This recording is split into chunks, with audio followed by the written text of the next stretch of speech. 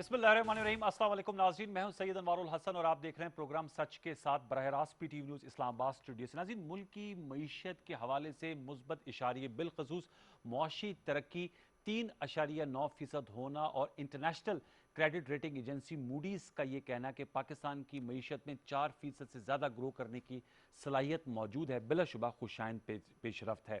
कल वज़ीर आज़म पाकिस्तान इमरान खान साहब जो कि अवाम की कॉज लेते हैं, उस हवाले से उनसे सवालात भी हुए तो उन्होंने कहा कि जब मुल्क की मईशत ग्रो करती है, जब इकनॉमिक ग्रोथ रेट बढ़ता है तो इससे मईशत का पहिया चलता है और जब पहिया चलेगा तो जाहिर बात है रोज़गार के मौके ज़्यादा पैदा होंगे। उन्होंने ये भी कहा कि पहले 10 माह में मुल्क की तारीख में पहली मरतबा जो FBR है, हमारी जो फेडरल बोर्ड ऑफ रेवेन्यू है, महसूलात इकट्ठा करने की एजेंसी, उनने 4,000 अरब से जायद महसूलात इकट्ठे किए और ऑटोमेशन सिस्टम भी मुतारिफ कराया जा रहा है। साथ में उन्होंने ये भी कहा कि उन्हें जो इस वक्त सबसे बड़ा कंसर्न है वो महंगाई और बेरोज़गारी का है, क्योंकि ये आवाम के सबसे बड़े इश्यूज़ हैं। तो इस हवाले से ज़रूर हम गुफ्तगू करेंगे, क्योंकि एक इकनॉमिक डिबेट है, लेकिन हमारी सियासत इतनी मुनक़िस्म हो गई है कि हमने देखा कि अदाद-ओ-शुमार पर अपोजिशन भी मैदान में उतर आई है और कायदे हिज़्ब इख्तिलाफ शहबाज शरीफ साहब ने इन जो अदाद-ओ-शुमार हैं, बिलखसूस ये जो इकनॉमिक ग्रोथ रेट है 3.9%, इसको चैलेंज किया है और उन्होंने कहा है कि अगर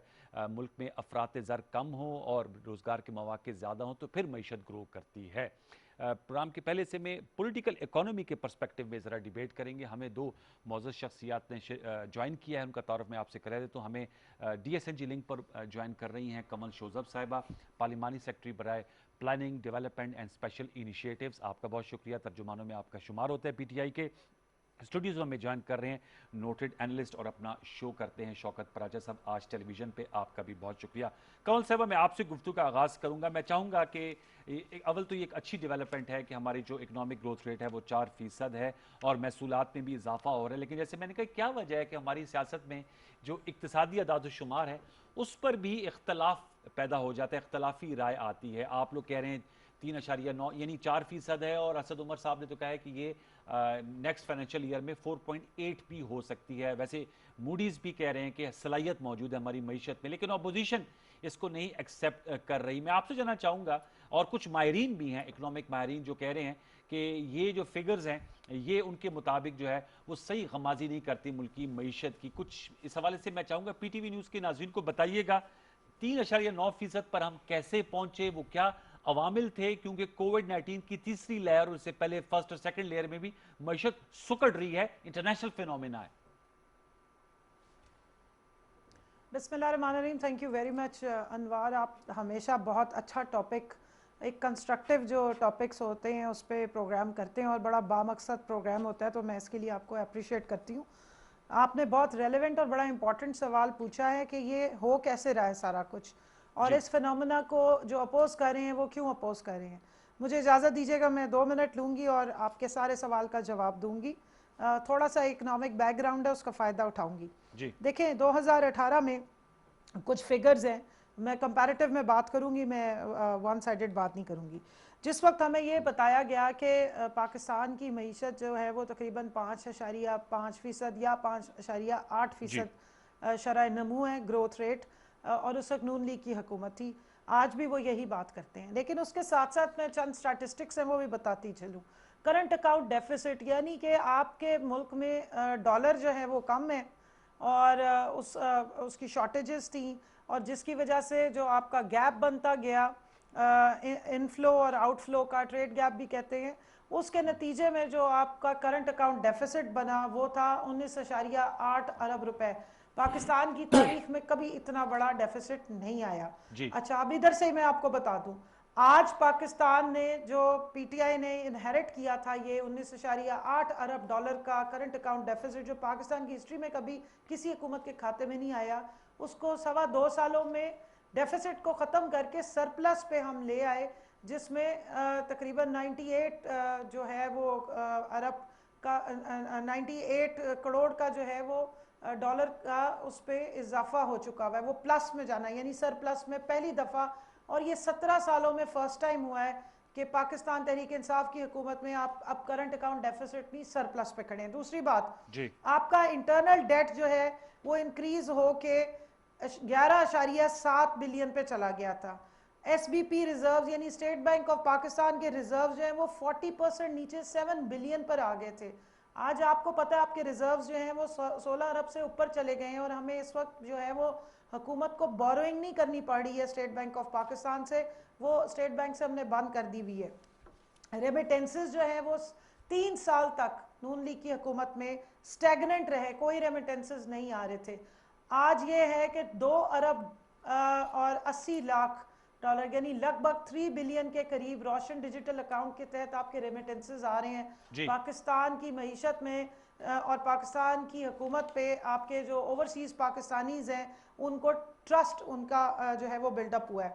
एक्सपोर्ट आपकी डिक्लाइन हुई थी, 25 बिलियन डॉलर इनहेरिट किया था, 25 बिलियन डॉलर की इनहेरिट की थी नून लीग ने पीपल्स पार्टी से जी। और उसके बाद वो ड्रॉप करके चली गई 19 बिलियन डॉलर पे।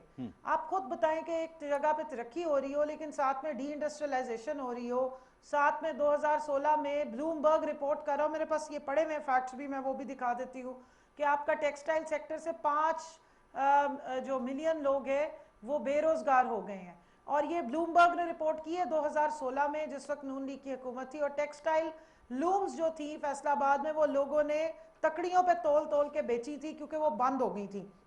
आज आपका टेक्सटाइल सेक्टर जो है वो अपनी कैपेसिटी से ओवर रन कर रहा है, 24/7 चल रही है। 52,000 लूम्स के ऊपर 32,000 लूम्स और लगाई गई है। इसके अलावा 2 लाख स्किल्ड लेबर की शॉर्टेज हो गई है।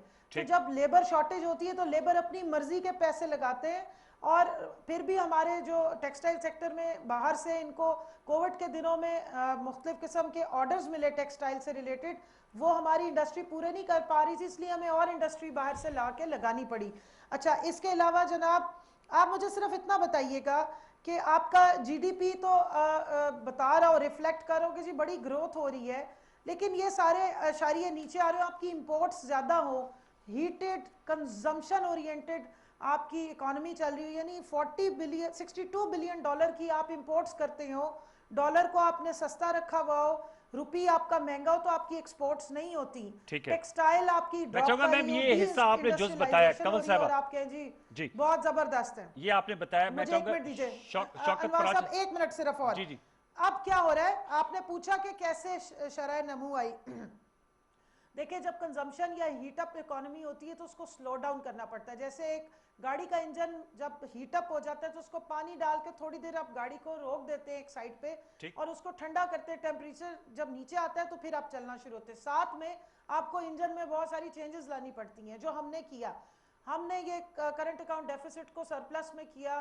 पहली दफा पाकिस्तान की तारीख में और इकोनॉमी में हो रहा है कि मार्केट बेस्ड आपका जो डॉलर है उसकी प्राइस आ रही है, यानी और रुपी की जो ओरिजिनल प्राइस बनती है वो उस पे आया। हमने डेप्रिसिएट नहीं किया था रुपी को, हमने रुपी को उसकी एक्चुअल प्राइस पे लेकर आए, जिसके बाद आपकी इंडस्ट्री ने बढ़ना शुरू किया, जिसके बाद आपकी एक्सपोर्ट बढ़नी शुरू हुई। कंस्ट्रक्शन का पाकिस्तान की हिस्ट्री में बेस्ट पैकेज दिया, सपोर्ट दी हमने। लोगों से 6-6 महीने बिजली के बिल उठा लिए, उनको बिजली के बिल नहीं देने पड़े। बिजनेसमैन के लिए आपको शायद याद होगा ईज ऑफ डूइंग बिजनेस में हम कितने स्टेप्स ऊपर गए, एशिया में हम नंबर 1 पे आ गए।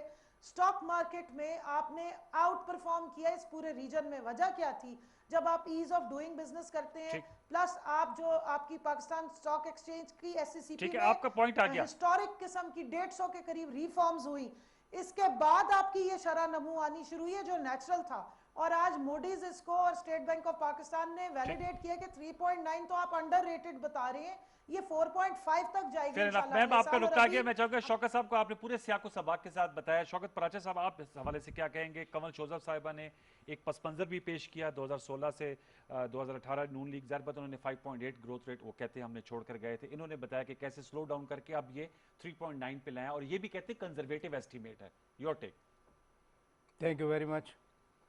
मैं कल बड़ा खुश था जो प्राइम मिनिस्टर साहब ने बातें की, और वो वही बातें हैं जो हम 3 साल से करते रहे हैं। हम यही कहते रहे हैं कि इकानमी की सूरत हाल ख़राब है।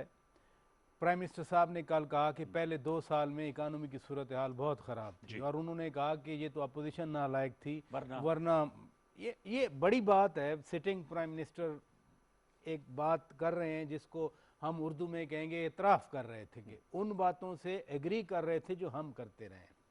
और फिर वज़ीर आज़म साहब का मैं और भी शुक्रिया अदा करता हूँ, उन्होंने कहा कि जो महंगाई है उस वजह से मुझे रात भर नींद नहीं आती। अब जो कमल शौदफ साहबा जो बात कर रही हैं, मैं इनकी बात पे यकीन करूं या मैं वज़ीर आज़म साहब की बात पे यकीन करूं? I tend to agree with prime minister of Pakistan, because वो बड़ी रिस्पॉन्सिबल बात कर रहे थे। प्राइम मिनिस्टर साहब भी कह रहे थे 4% उन्हीं की मैं बात रेट। कर रहा हूँ जब वो कहते हैं ना कि महंगाई की वजह से मुझे रात भर नींद नहीं आती। देखे ना, ये इनका इकानमी का बैकग्राउंड है, बड़ा अच्छा एक्सप्लेन किया उन्होंने, लेकिन हम तो समाज की बात करते हैं। अगर गंदम इतनी हो गई है तो सस्ती होनी चाहिए, आटा सस्ता होना चाहिए और बहुत होना चाहिए। जब एग्रीकल्चर में ग्रोथ हो रही है तो अगर शुगर इतनी हो गई है, फर्ज किया शुगर केन इतना हुआ है, शुगर इतनी हुई है तो वो 100 रुपए नहीं मिलनी चाहिए। वो 2018 में 55 रुपए थी, वो तो फिर 45 रुपए मिलनी चाहिए। आटा 30 रुपए था, वो 65 की बजाय वो तो 25 रुपए मिलना चाहिए, अगर इतनी ज्यादा है। और कुछ हुकूमत वाले दोस्त कहते हैं कि जी चूंकि अभी तो क्रॉप आई है तो टाइम लगेगा। नहीं टाइम लगता। जब सेठ को पता हो ना कि पीछे से रेला आ रहा है और वो बहुत ज्यादा रेला है, तो वो पहला जो पड़ा होता है उसको निकालता है। ऐसा नहीं हो रहा, ये फिनोमिनन नहीं हो रहा। इसलिए जो भी स्टैटिस्टिक्स हूँ, मैं किसी चीज़ को चैलेंज नहीं करता, मैं रद्द नहीं करता, लेकिन मैं ये कहता हूँ, मैं हुकूमत से ये कहता हूँ, कमल साहबा सुन रही हैं, मैं वो एग्रीकल्चर जानती हैं, मुझसे भी शायद बेहतर जानती, हम दोनों एग्रीकल्चर बैकग्राउंड के, कमल साहबा भी मैं भी। ये जो क्रॉप आती है नई, गंदम आती है, गन्ना आता है, कॉटन आती है, अब तो इनके मैंगोज आ रहे हैं, ये सारी क्रॉप जो है इसका प्रेशर होता है। जो पहले आप कहते हैं कीमत गिरती है उससे। ऑब्वियसली अगर बहुत ज्यादा बम्पर क्रॉप आ रही है। आपने पीएम साहब का हवाले दिया तो कल वो कह भी रहे थे कि ये चूंकि जो मिडिल मैन है उसकी वजह से महंगाई में इजाफा है और इसके लिए अब हम स्टोरेज हाउसेस और इस तरह की मार्केट्स बनाएंगे जहां पर किसान अपना माल रख सकेंगे, क्योंकि जैसे आपने कहा कि जब उन्होंने भी माल निकालना होता है तो वो कहते हैं जल्दी निकल जाए तो औने पौने भी बाज दफा बेच देते हैं। हम दोनों एक एज ग्रुप के हैं, आई अंडरस्टैंड, ठीक है, और हम प्रोफेशन में भी बड़ी अरसे से हैं। ये पहले मिडल मैन नहीं था, ये जनरल परवेज मुशर्रफ के दौर में नहीं था, ये आसिफ जरदारी साहब के दौर में नहीं था, ये मियां नवाज शरीफ साहब के दौर में नहीं था, ये इमरान खान साहब के दौर में है। पहले भी तो यही फोर्सेस काम कर रही थी ना, market forces. Middle man is one of the forces of the market. Market तो अपना डिटरमिन करती है। देखिए ऐसी बात नहीं है। मुशर्रफ के दौर में प्राइस कंट्रोल मैजिस्ट्रेट्स होते थे, अब शायद वो खत्म हो गए। पिछले साल क्या हुआ? अगर उस वक्त मैजिस्ट्रेट थे पिछले साल, मजाल है, मैं आपको अथॉरिटी गारंटी दे के बात कर रहा हूं, कोई चैलेंज करना चाहे तो कर ले। एक तहसीलदार, असिस्टेंट कमिश्नर, डिप्टी कमिश्नर ने ट्राली गुजरने नहीं दी। जितनी गंदम थी सारी उन्होंने, मैं पंजाब की बात कर रहा हूं, मैं सिंध, खैबर पख्तूनख्वा, बलूचिस्तान की बात नहीं कर रहा। जितनी गंदम थी सारी सरकार ने उठा ली, सारी की सारी उठा ली। जो लोग अपने फार्म से घर के लिए 100 मन गंदम अपने खाने के लिए रखते हैं, वो भी नहीं ले जाने दी गई। वो सारी सरकार, मजिस्ट्रेट तो उस वक्त चेक करता था ना, अभी तो सरकार ने उठाई। जितने लोग थे, अभी भी हाफिजाबाद से एक दिन खबर आई कि जी वो कुछ 15 ट्रक थे कि जी गंदम अफगानिस्तान स्मगल करने की कोशिश ना, वो हो सकता है लाहौर लेके जा रहे हो। भाई हाफिजाबाद कोई अफगानिस्तान का बॉर्डर है जहां पर जा रही थी? अब भी सरकार उठा रही है। मैंने एक एग्जांपल आपको एक एग्जांपल दिया, सप्लाई चेन को बेहतर करना है और दूसरा कि एडमिनिस्ट्रेटिवली इसको कैसे प्राइस को कंट्रोल लोअर डाउन किया जाए। कमल साहब आपने सारी बात सुन ली, इसका जरा जवाब दीजिएगा जो शौकत पराचा साहब ने नुकात उठाए।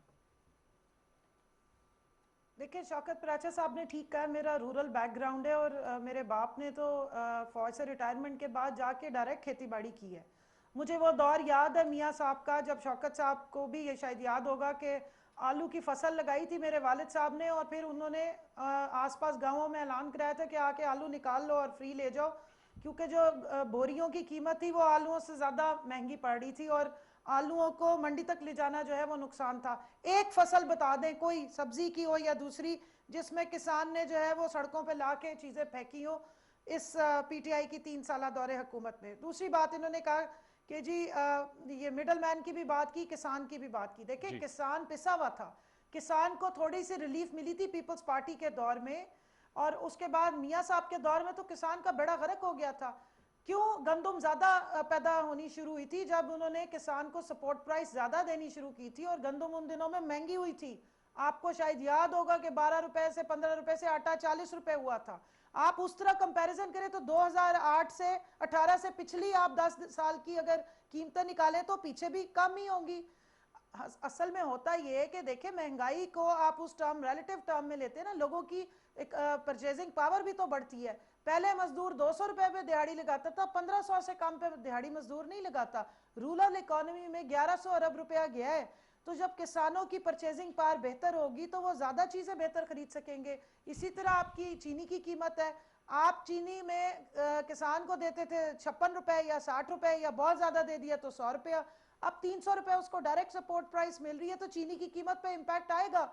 लेकिन परचेजिंग पावर कंज्यूमर की बेहतर होगी तो उसको 100 रुपया भी हिट नहीं करेगा। अगर उसकी वजह से किसान खुशहाल हो रहा है तो हमें उस चीज को क्रेडिट देना वो चाहिए बात कि तो ठीक है आपकी, लेकिन जो commodity मिडिल prices क्लास है, जो से direct अर्बन beneficiaries वक्त फिनोमेना जिम्मेदार है, हो रहे हैं। जिनके लिए दूसरी बात, वजीर आजम साहब सो नहीं कंवल सकते। साहब, जो अर्बन फिनोमेना है महंगाई का, ये रूरल इकोनॉमी, ये रूरल इकोनॉमी की मैं बात कर रही जी जी हूँ। जी। अच्छा, दूसरा आपको मैं सिर्फ इतना बताऊं, मिडल मैन बिल्कुल था। शौकत पराचा साहब ने 100 ने सही बात की है, लेकिन किसी ने उसकी फिक्र नहीं की थी। सिर्फ मिडल मैन को मुशर्रफ साहब के दौरे हुकूमत में कुछ अरसा कंट्रोल किया गया। सबको पता है कि वो एक्सप्लॉइटेशन करता है। इसी जगह पे तो हाथ डाला। आज आप किसानों से जाके पूछे ना, जो रूरल इकोनॉमी की बैकबोन है, जो पिसा हुआ था, जिसको कोई पूछता नहीं था, वो डायरेक्ट बेनिफिशियरी है। हमारे इलाके में लोग गंदम ले रहे हैं, पूरे पूरे साल की पैसे दे के ले रहे हैं, तो उनकी परचेजिंग पावर भी तो बड़ी है। आज एक महीना तनख्वाह अगर किसी की मुकर्रर होती है तो 18,000 से ऊपर ही होती है ना। पहले आप अगर 2018 की बात करेंगे तो सब 10,000 या 12,000 थी। तो ये इकोनॉमी में जो है वो पहिया पूरा चलता है। और अर्बन फिनोमेना की बात करूं, जो महंगाई हिट कर रही है लोअर मिडिल क्लास को, आपका रुपया महंगा था। रुपया महंगा था जब आप चीनी 55 रुपए खरीदा करते थे, डॉलर आपका सस्ता था। आज आपका रुपी जो है वो मार्केट की प्राइस के मुताबिक है, इसलिए आपकी एक्सपोर्ट्स बढ़ रही हैं। उस वक्त आपकी एक्सपोर्ट्स ड्रॉप की हुई थी और नंबर फजिंग होती थी। पाकिस्तान ब्यूरो ऑफ लेकिन स्टैटिस्टिक्स, कंवल साहब, जैसे पराजा साहब ने भी कहा, खुद वजीर आजम IMF इमरान जो है खान ने भी कहा ना कि उन्हें आपके परेशानी जो लाक रहती है फाइनेंस महंगाई की मिनिस्टर थे वजह से। इसाक साहब ने जब अपने आप को ये क्या कहते हैं, finance minister of the year award खुद से दिलवा दिया था किसी अनरेटेड उनसे जाके कंपनी से। इसाक डार जरा ऑफ द टेबल करे, मेरा आपसे सवाल है, समझ नहीं पा रहे थे कंवल साहब मेरा कि क्वेश्चन है, हालात खराब है और 5.5% ग्रोथ रेट आ रहा चले है। नून लीग को आप तो इस रूरल वक्त साइड पे रखते हैं ना, मैं ये आपसे कह रहा हूं कि इसका क्या सद्देबाब हो सकता है। खुद प्राइम मिनिस्टर इमरान खान साहब जब कहते हैं कि महंगाई की वजह से उन्हें फिक्र लाहक होती है, ये एक हकीकत है, इसको तो आप एक्सेप्ट करेंगी ना। आपकी बात ठीक है, वक्त के साथ पैसे की वैल्यू में भी चेंज आती है और लोगों की उजरतों में भी इजाफा होता है, महंगाई में प्रोपोर्शनेट इजाफा होता है, लेकिन डिसप्रोपोर्शनेट जब हो तो उस पर फिर खुद प्राइम मिनिस्टर साहब जब उनको फिक्र ला के, इसके लिए क्या सद्देबाब हो सकता है? देखिए, वजीर आजम ने बिल्कुल जो मैंने स्टैटिस्टिक्स या फैक्ट्स दिए उसको डिनाई करते हुए ये नहीं कहा कि महंगाई है। उन्होंने ये नहीं कहा कि शरह नमू जो 4% से ऊपर प्रिडिक्ट हो रही है वो गलत है और ये कोई झूठे नंबर्स आ रहे हैं। वो ये सारी चीजें बारहा बता चुके हैं। आप उनकी ट्विटर टाइमलाइन पे जाएं, एक एक फैक्ट्स एंड फिगर्स वो बताएंगे। FBR की बताएंगे, नैब की रिकवरी बताएंगे जो 2.5 सालों में 450 अरब रुपए है। जहां तक महंगाई की बात की, देखें सप्लाई चेन बेहतर हुई है, आपकी बम्पर क्रॉप्स आई हैं 6, और जाहिर है जब आपकी फूड सिक्योरिटी जो है वो एड्रेस हुई है, 10 महीनों के अंदर अंदर जो है वो स्टैटिस्टिक्स बदले हैं, इसके इंपैक्ट डायरेक्ट जाएंगे नीचे तक। हमारा प्रॉब्लम ये जो शौकत तरीन साहब ने भी कहा, हम बॉटम अप टॉप डाउन पे तो बहुत जोर देते रहे, बॉटम अप हमने पॉलिसीज कम बनाई जो वो अब बना रहे हैं। इससे टू वे चलेगा। इसका जवाब है तो बॉटम अप पॉलिसी जो है नीचे वाली इकोनॉमी को ऊपर बूस्ट करना है। जी जी, शौकत पराचा साहब, ये आपको याद होगा शौकत अजीज साहब के दौर में, मैं आता हूं आपके पास, शौकत अजीज साहब के दौर में एक फिनोमेना होता था ट्रिकल डाउन इफेक्ट का। शौकत तरीन साहब को मैं सुन रहा था, उनका हम बॉटम अप अप्रोच अपनाएंगे। तो आपसे मैं जानना चाहूंगा, कोई तजवीज़ आपके जहन में, आप बहुत से शोज करते हैं, कैसे इस महंगाई का ये जो अफरीत है इसको काबू में लाया जा सकता है? हुकूमत जो कंवल साहबा कह रही है, प्राइम मिनिस्टर साहब ने भी कंसर्न शो किया, कोशिश कर रही होंगे, अल्टरनेट क्या है, मुतबादिल सजेशंस क्या है? नंबर 1 गवर्नेंस, और उसको मैं एक्सप्लेन भी करता हूँ कि कौमी असम्बली में federal food minister, food security minister, वो पिछले साल फ़खर इमाम साहब, सैयद फ़खर इमाम साहब ने ऐसे सर पकड़ा था, सुने इधर देखें मेरे, ऐसे सर पकड़ा था। उन्होंने कहा था कि मुझे समझ नहीं आती 60 मिलियन टन गंदम किधर चली गई। माफियाज हैं फिर 60 मिलियन टन उन्होंने कहा था गंदम। जी, मुझे ये याद है। Federal is a very responsible man. Yes yes, वो हम विद दोनों रूरल से बैकग्राउंड एज वेल। हम दोनों से ज्यादा एग्रीकल्चर जी को वो जी जी, समझते हैं, और ऐसे सर पकड़ा था। उन्होंने कहा था कि 60 मिलियन टन गंदम है, लेकिन वो किधर चली गई कोई पता नहीं। किसने होड़ की थी? क्या नून लीग होड़ कर सकती है? क्या पीपल्स पार्टी होड़ कर सकती है? एएनपी होड़ कर सकती है? बीएनपी होड़ कर सकती है? भाई आजकल तो उनकी हर चीज स्क्रूटनाइज हो रही है, वो होड़ नहीं कर सकते। फिर जिन्होंने होड़ की, देखे ना, 60 lakh ton, 6 million ton mean 60 lakh ton. 60 lakh ton गंदम आई तो है, किधर गई किसी को कोई पता नहीं। तो गवर्नेंस को आपको इंप्रूव करना होगा, डिलीवरी को। सबसे वन पॉइंट इज दिस, सबसे इंपॉर्टेंट Delivery को- सबसे इंपॉर्टेंट। ठीक है, दूसरी बात ये है कि मिडलमैन, फॉर एग्जांपल, कोई रेगुलेशन है?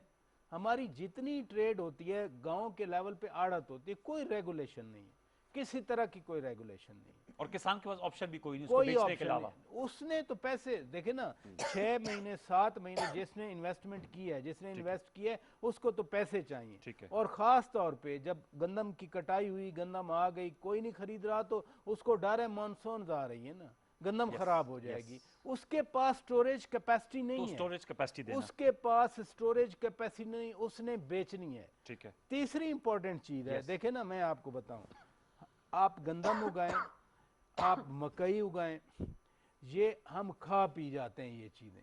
हमारा कंट्री का, मुल्क का इनकम नहीं है एक्सपोर्ट प्रोसेसिंग के हवाले से, वो अभी भी हमारी टेक्सटाइल है जो तो आप कहते हैं एग्री एग्रीकल्चर को एक्सपोर्ट ओरिएंटेड बनाए। नहीं, पहले कपास थी, कमल साहब आप मुझसे भी बेहतर हाँ, जानते, वो लेकिन पहले उसकी पैदावार कपास में थी, कमी आई वो है। इतनी खराब हो गई कि अब हमें कपास इंपोर्ट करना पड़ रही है। और हमने कोई 900 मिलियन डॉलर्स की कपास इंपोर्ट की है, हमने इसके सॉरी गंदम इंपोर्ट की है।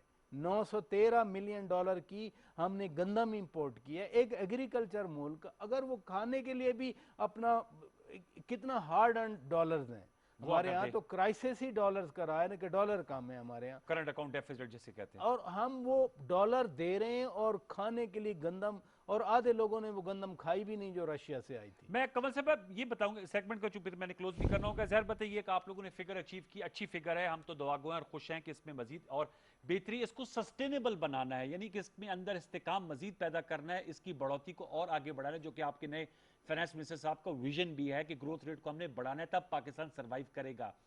जो निकात पराचा साहब ने उठाया कि डिलीवरी को भी बेहतर करें, आप इससे एग्री करेंगी कि ये जो माफियाज हैं या जो भी वेस्टेड इंटरेस्ट है, ये कार फरमा हो जाते हैं, जो सप्लाई चेन को डिस्टरप्ट करते हैं आर्टिफिशियली। इन तमाम नुकात पर हम अजैद काम करने की जरूरत है, क्योंकि बजट भी इंशाल्लाह अब जून में आ रहा है, 11 जून को, और लोगों को उससे बड़ी तवक्कुआत वाबस्ता है। देखिए अनवार साहब, मैं शौकत साहब को थोड़ा सा बता दूं कि कंपटीशन कमीशन ऑफ पाकिस्तान की काम करने का और उसको ख़त्म करने की भी बात की गई थी, उसको एफ्लुएंट किया गया। जो इन्होंने गंदम की बात की, गंदम के साथ चीनी के भी इश्यूज जो आए थे, उसमें लोगों को ना सिर्फ ये कि निकाला गया, इंक्वायरीज इनिशिएट कराई गई, और जो लोग अंदर बाहर गवर्नमेंट के अंदर से बैठ के, ब्यूरोक्रेसी से बैठ के इन सारे मामलात को ख़राब कर रहे थे, उनके खिलाफ कार्रवाई की गई है। दूसरी बात, जो इन्होंने सप्लाई चेन्स का कहा और स्टोरेज का कहा, स्टोरेज कैपेसिटी बढ़ाने के लिए पूरा एक पैकेज आ रहा है, अब किसान पैकेज, वो पाइपलाइन में है, वो जल्द ही अनाउंस कर दिया जाएगा। उसमें यही सारी कंसिडरेशंस हैं कि किस तरीके से एक तो जो वैल्यू एडिशन की जाए, जो हमारे फ्रूट्स होते हैं या वेजिटेबल्स होती हैं उनमें वैल्यू एडिशन की जाए, प्लस उनको एक्सपोर्ट्स के लिए बेहतर किया जाए। 60 वेराइटीज़ जो हैं मुख्तलिफ जो फूड की हैं, उनके ऊपर जो डाइवर्सिफिकेशन करके और वैल्यू एडिशन करके उनकी एक्सपोर्ट्स को में ऐड ऑन किया गया है। ये रज़ाक दाऊद साहब ने बारहा ट्विटर पे भी इसको अनाउंस किया, हमने असेंबली में भी ये सवालों के जवाब दिए, तो अगर वो उसकी इन्फॉर्मेशन आप कहेंगे मैं आपके साथ वो भी शेयर कर लूँगी। जहाँ तक इन्होंने कहा कि होर्डिंग वाकई एक बड़ा इशू है, इसी वजह से जो है वो छापे मारे जा रहे हैं। और जहाँ मिडल मैन का रोल ख़त्म करने की बात है, पंजाब हुकूमत ने एक बहुत अच्छा प्रोग्राम बनाया है जिसमें वो किसान अपने जो है डोर स्टेप से ही या अपनी ज़मीनों से डायरेक्ट अपनी फसल या अपनी जो भी वो सब्जियां वगैरह उगाता है वो उसको ट्रेड कर सकेगा, और वो उसमें टेक्नोलॉजी का भी इस्तेमाल जो है वो काफ़ी हद तक है। उसके भी रिजल्ट्स आपको जल्द नजर आने शुरू होंगे। तो मिडल मैन का रोल ख़त्म करने पे सीएम पंजाब ने भी और प्राइम मिनिस्टर ने बारहा जब पंजाब का विजिट होता है तो बात करते हैं, उस पर मुकम्मल एक तरीक़ेकार आ चुका हुआ है जिसके तहत काम होगा। और अगर आप चेक करें तो इस दफ़ा भी दाने के लिए जो है वो किसानों को इधर उधर मारे मारे नहीं फिरना पड़ा, उनको डोर स्टेप पे वो सारी चीज़ें अवेलेबल की गई हैं। और जो सपोर्ट प्राइस गंदम की दी गई है उसकी वजह से ही उनकी जो आमदन में इजाफा हुआ है। और जाहिर है जब ये चेन में आता है या स्पेकुलेशन में आता है या सर्कुलेशन में आते हैं ये पैसे, तभी किसान इनकरेज होता है ना, और तभी आपको अगली दफ़ा उसकी जो है गंदम में या उस तरह की जो क्रॉप्स होती हैं उसमें इजाफा नज़र आता है। यही आपको याद होगा कि पीपल्स पार्टी के तीसरे या चौथे साल में आपको गंदम की प्रोडक्शन जो है वो बढ़नी शुरू हुई थी जब उन्होंने सपोर्ट प्राइस और किसानों को जो है वो फैसिलिटेट किया था। तो वही फार्मूला एग्रीकल्चर को मजीद बेहतर किया जा रहा है। पानी की जो कंजम्पशन है उसमें मॉडर्न टेक्नोलॉजीज लाई जा रही है, ताकि उसका प्लस ज़िया कम बिजली हो। के बिल 6 महीने उनसे वापस लिए गए थे।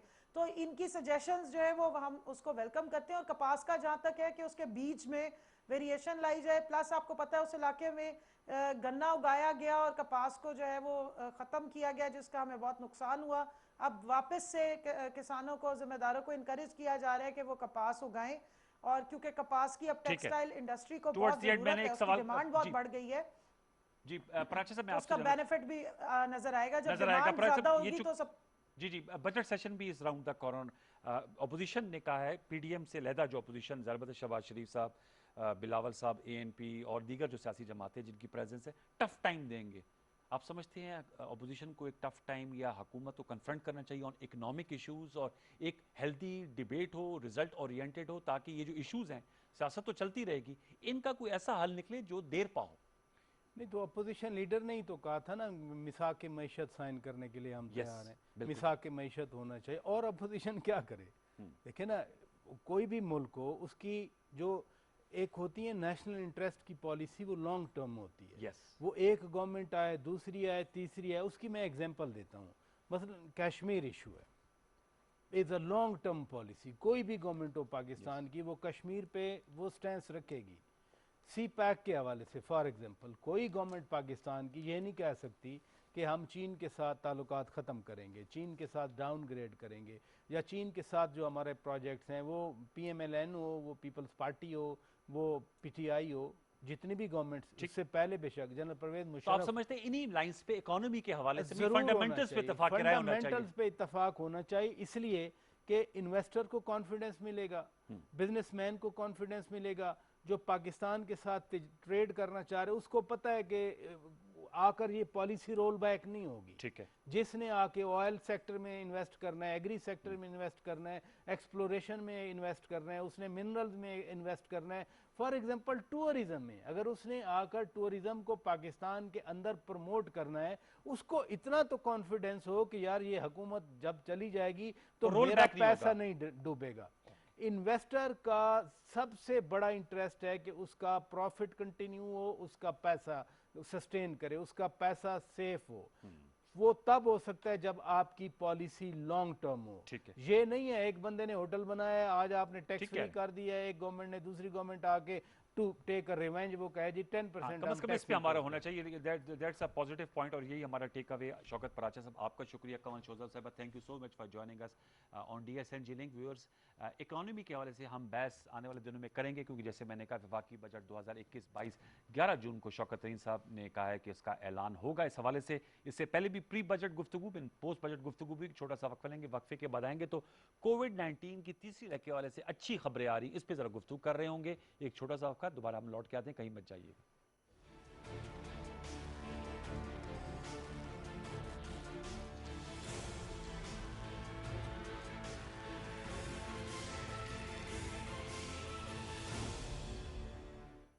सीनियर सहाफ़ी जाहिद फारूक मलिक की ज़ेर अदालत जुड़वा शहरों से शाये होने वाला अखबार रोजनामा मेट्रो वॉच रवां बरस अपनी कामयाबी के 10 साल मुकम्मल कर रहा है। रोजनामा मेट्रो वॉच इस सिलसिले में तबातुर के साथ कामयाबी के इन 10 सालों के हवाले से खुसूसी अशातों का भी एहतमाम कर रहा है, जिसमें खुसूसी मज़ामीन, इंटरव्यूज़ और फीचर्स शामिल हैं।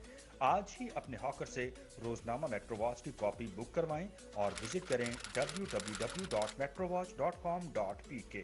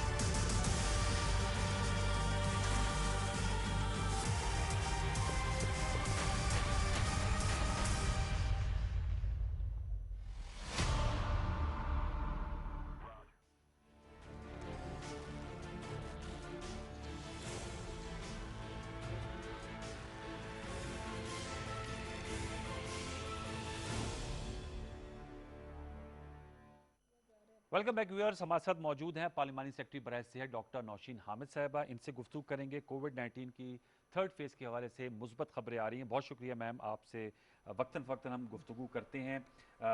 उस तरह अल्लाह ताला ने शुक्र किया कि जी बेकाबू नहीं हुए हमारा थर्ड जी फेज़, जैसे इंडिया में सेकंड वेव हुआ है। थोड़ा सा बिल्कुल व्यूअर्स को बताएंगे, आज असद उमर साहब ने कहा कि जो 8 से 16 तक आप लोगों ने एक लॉकडाउन किया ईद उल जी फितर और रमज़ान के आखिरी अयाम में, उसके समरात आए हैं कि जो पॉजिटिविटी रेट 10 प्लस था वो अब जी 4 पर आ गया है। जी तो ये एक अच्छा टर्न अराउंड हुआ है। और पंजाब में और खैबर पख्तूनख्वा में मैं देख रहा था, और इस्लामाबाद में काफ़ी कम है, सिंध में अभी थोड़ा सा ज़्यादा है, 10 से जी 12 है, कराची और हैदराबाद। क्या जी कहेंगी अब इसको मजीद कैसे कंटिन्यू आगे किया जाएगा?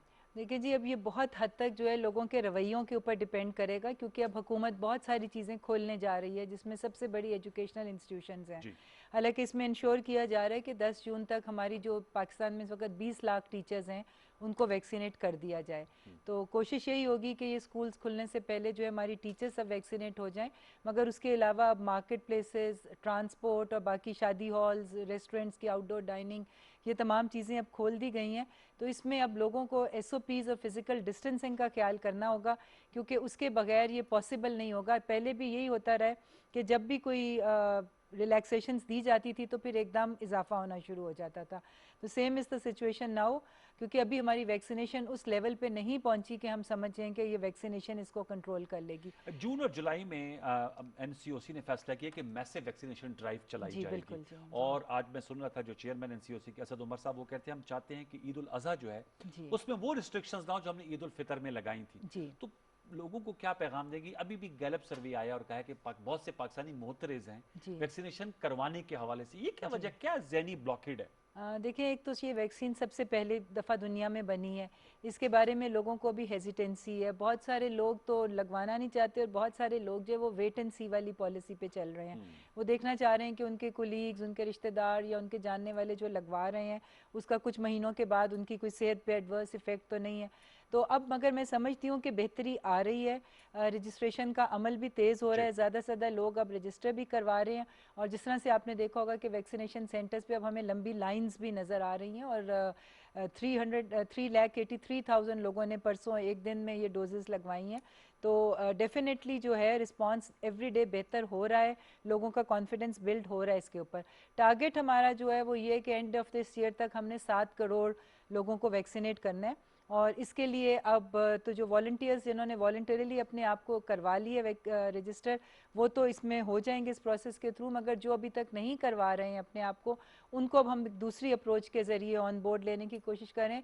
तमाम अदारे, चाहे वो पब्लिक सेक्टर में है या प्राइवेट सेक्टर में है, उनके साथ हुकूमत अब रब्ता कर रही है और उनको रिक्वेस्ट की जा रही है कि वो अपने तमाम एम्प्लॉयज़ को या उनके उस अदारे के अंदर जितने कंसर्न लोग हैं उनको वैक्सीनेट कराने का कोई एक मरबूत निज़ाम बनाएं।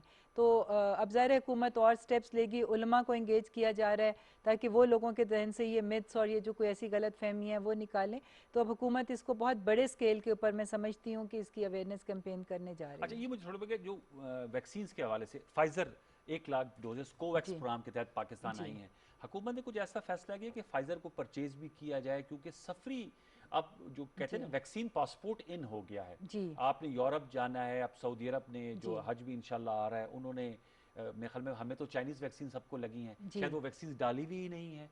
तो कैसे इसको काउंटर किया जाएगा? तो WHO की रिकग्नाइज्ड है ना जी साइनोफार्म, जी लेकिन ना सऊदी हज कोटे में है, जी ना यूरोप अलाउ कर रहा है, ना अमेरिका अलाउ कर रहा है। नहीं जी, यूरोप में तो मैं समझती हूँ कि साइनोफार्म जो है हंगरी ने उसको रिकग्नाइज कर लिया है। अच्छा। और आपको पता है यूरोपियन यूनियन में अगर कोई एक कंट्री कर ले तो वो बाकी लोग यूजुअली साथ ही चलते हैं उसके। तो ये ग्रेजुअली इसकी अप्रूवल आ जाएगी, क्योंकि WHO भी इसके लिए ट्राई कर रहा है कि इसके अप्रूवल को ले ले। और ये वो वैक्सीन है जो तमाम यूनाइटेड अरब एमिरेट्स में इस्तेमाल हुई है और बहरीन में इस्तेमाल हुई है। चाइना भी ज़ाहिर है, हर जगह चाइनीज़ ट्रेवल करते हैं, जाते हैं, हमें पता है। तो वो सब वहाँ पर ये बहुत बड़े स्केल के ऊपर यूज़ हुई है और मुझे उम्मीद है कि बहुत जल्द इसका अप्रूवल और इसकी रिकग्निशन आ जाएगी। WHO का क्या मैम तरीक़ाकार है? क्योंकि हमारे यहाँ साइनोवैक और कैंसाइनो भी जी लग रही है। जी साइनोफार्म तो WHO ने अप्रूव की है, तो जी कोई ऐसा स्टेज आएगा कि साइनोवैक और कैंसाइनो की भी अप्रूवल आ जाए? क्योंकि अब तो जो जिनको लग रही हैं, जी क्योंकि ज़ाहिर बात है हम उनके साथ इंटरेक्शन करते हैं, वो जी ये चाइनीज़ वैक्सीन लग रही हैं। जी बिल्कुल, पाकिस्तान में बिल्कुल इसमें नो डाउट कि ये चाइनीज़ वैक्सीन्स ही यूज़ हो रही हैं ज़्यादा। और फाइज़र जो है वो जो आई है उसका एक बहुत बड़ी प्रॉब्लम ये है कि वो -70 पे उसको स्टोर जी। करना पड़ता है।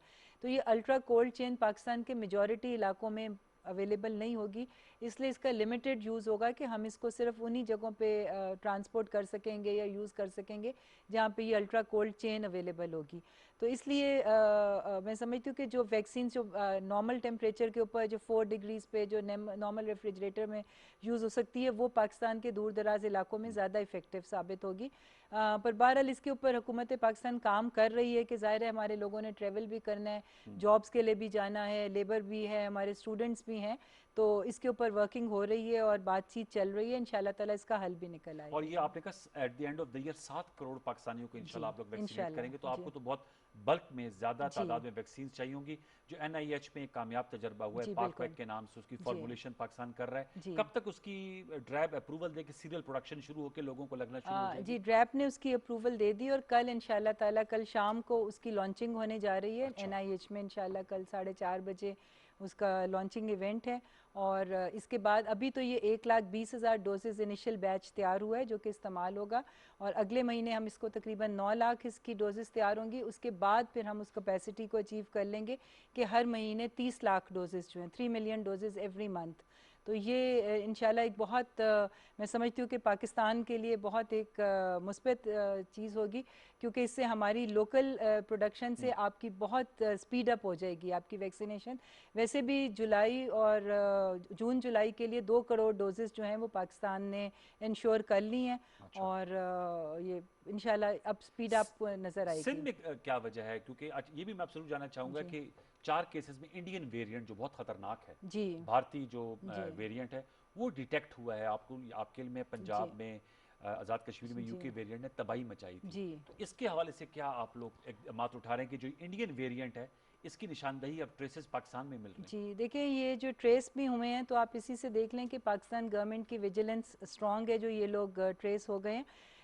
इस वक्त प्रोसीजर ये है कि जो भी फ़्लाइट लैंड करती है पाकिस्तान में, चाहे उनके पास कोविड नेगेटिव के सर्टिफिकेट्स हों, मगर पाकिस्तान वहाँ पर रैपिड एंटीजन टेस्टिंग उन तमाम पैसेंजर्स की होती है। अच्छा। और ये पैसेंजर्स भी उसी में ट्रेस हुए थे, और उसके बाद इनका टेस्ट दिया गया था सीरो टाइपिंग के लिए, और उसमें फिर वो चूँकि एक बड़ा स्ट्रेनुअस प्रोसेस है और कुछ दिनों के बाद उसका रिज़ल्ट आता है, तो उसमें ये डिटेक्ट हुआ है। ये वाकई एक सीरियस बात है, मगर जो पॉसिबल ह्यूमन मेजर्स हैं वो हुकूमत इस वक्त अपनी विजिलेंस जो है उसने बहुत स्ट्रॉन्ग की हुई है, और जिस तरह से हमने इंडिया से तमाम डायरेक्ट ट्रैफिक जो है उसको रोका हुआ है, तो अब ये अगर दुनिया में कहीं से घूम जैसे के साउथ अगर अफ्रीका से आ जाए या जी, कहीं, ये बखल में यूएई से जी, गालिबन आए थे, ये दुबई से दुबई फ़्लाइट से आई आए थी। थे, जी, फ्लाइट है तो बिल्कुल। उसमें था, जी। उसमें भी चेकिंग जरूरत है। थोड़ा सा मैं उसकी जान चाहूँ क्योंकि आप MNA भी हैं, PTI की सरगर्म अमल रुकन कौमी असम्बली हैं। NCOC ने तजवीज़ किया था आज़ाद कश्मीर इलेक्शंस को 2 माह के लिए मुलतवी कर दिया जाए। जी। ब्लो बैक आया है, नून लीग और पीपल्स पार्टी ने जी। कहा है कि ये शायद आप लोग चाह रहे हैं कि आप लोगों को टाइम बाय करें, और आज़ाद कश्मीर में जो है वो उनके इलेक्शन कमीशन को भी मैं सुन रहा था, उन्होंने कहा कि हम तो हमारे आइन में है कि 60 दिन के अंदर जी। हमने इंतखाबात कराने हैं। तो जी। ये तजवीज़ जो है ये काबिल अमल है? क्या है इस नहीं हवाले से देखें जी, ये बैकग्राउंड मैं है? समझती हूँ कि असद उमर साहब ने एज NCOC के सरबराह, क्योंकि जिस वक्त उन्होंने ये लेटर लिखा था कुछ हफ्ते पहले, उस वक्त हम कोरोना की पीक की तरफ जा रहे थे, और मीरपुर में भी लॉकडाउन था और बहुत ज़्यादा केसेस थे हमारे आज़ाद कश्मीर में।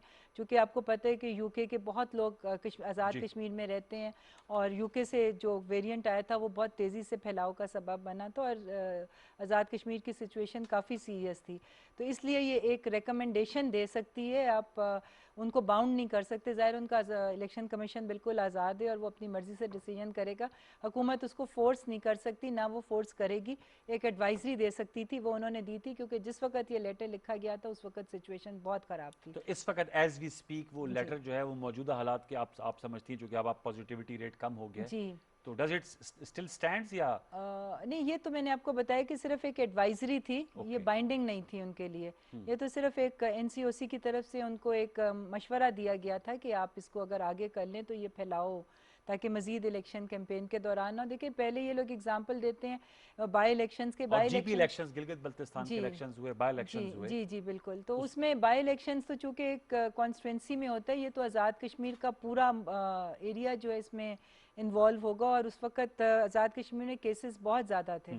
तो अब बहरहाल ये उनकी अपनी स्वाबदीद है, वो आज़ाद इलेक्शन कमीशन है और वहाँ पे उनका अपना सेटअप है, वो जो भी उनका डिसीजन होगा फेडरल गवर्नमेंट उनको फोर्स किसी के लिए ये नहीं मुझे करेगी। बताएगा कि ऑन दिस पार्ट मैंने देखा पहले तो जब मीटिंग्स आप लोगों की होती थी तो आज़ाद कश्मीर के प्राइम मिनिस्टर भी शामिल होते थे जी जी एनसीसी या एनसीओसी के इजलास में, जी जी। तो उनके इनपुट तो ली होगी आप लोगों ने जब ये लेटर लिखा होगा? नहीं जी, देखिए ये तो एक एडवाइस उनको दी गई थी आज़ाद कश्मीर की गवर्नमेंट को, वहाँ के बल्कि इलेक्शन कमीशन को लिखा गया था ये जी, जी। लेटर, मगर ये मैं आपको जिस तरह कह रही हूँ कि ये बाइंडिंग नहीं था, इट इज़ नॉट बाइंडिंग, तो वो एक एडवाइस थी, उनकी मर्जी है वो उसको माने या ना माने, ये उनकी स्वाबदीदी इख्तियार है जी। और थोड़ा सा बताएंगे टूवर्ड्स द एंड, ज़ाहिर बात है हमें आपके पास भी सैनिटाइजर है, मेरे पास भी सैनिटाइजर है, मास्क भी होना चाहिए, ये अब हमारा पार्ट ऑफ लाइफ बन जाए in spite of the fact कि हमने डबल डोज वैक्सीन भी लगाई हुई है। जी देखिए, कुछ अरसा मैं समझती हूँ कि हमें इस कोरोना की SOPs के साथ रहना पड़ेगा, क्योंकि हमारे पास ऐसे केसेस भी हैं कि सेकंड डोज के बाद भी होता है, मगर वो बहुत माइल्ड होता है और उसमें हॉस्पिटलाइजेशन की ज़रूरत नहीं पड़ती, वो कुछ 100 में से 2-4 केसेस ऐसे हो जाते हैं, पर बहरहाल ये हमें अपने इसको लाइफस्टाइल को कुछ अरसा रखना पड़ेगा, because corona is here for some time, और जब तक हम अपनी इनफ पॉपुलेशन को वैक्सीनेट नहीं कर लेते, this is the only vaccine we have. बहुत बहुत शुक्रिया डॉक्टर नौशीन अहमद साहब, आपने हमसे गुफ्तगू की, thank you very much. Viewers, पार्लिमानी सेक्रेटरी फॉर हेल्थ हमसे गुफ्तगू कर थी, छोटा सा वक्फे लेंगे, वक्फे के बाद आएंगे तो हम दोबारा गुफ्तगू करेंगे। मेरे ख्याल में कंटिन्यू कर लेते हैं चूँकि वक्त की किल्लत है और हम इन्वायरमेंट पे ज़रा बात करना चाहेंगे। मैम आपका बहुत शुक्रिया। हमें ज्वाइन किया है मोहम्मद हनीफ साहब ने, बहुत मारूफ चीफ मेट्रोलॉजिस्ट रह चुके हैं और PTV की जो मौसम की खबरें हैं वो इनके बगैर अधूरी रहती थी और लोग सुन रहे होते थे कि हनीफ साहब ने आज क्या ऐलान करा। हनीफ साहब अस्सलाम वालेकुम। क्या हाल है? आप लाइव हैं। मैं हनीफ साहब आपसे जानना चाहूँगा, बताइएगा ज़रा, हम कोविड से हट के माहौलियात पे बात कर रहे हैं आपसे। पाकिस्तान को एजाज़ हासिल हो रहा है कि 5 जून को जो आलमी तहफ़्फ़ुज़ माहौलियात का दिन है वो पाकिस्तान मनाने जा रहा है और पाकिस्तान को एक लीड रोल मिल रहा है।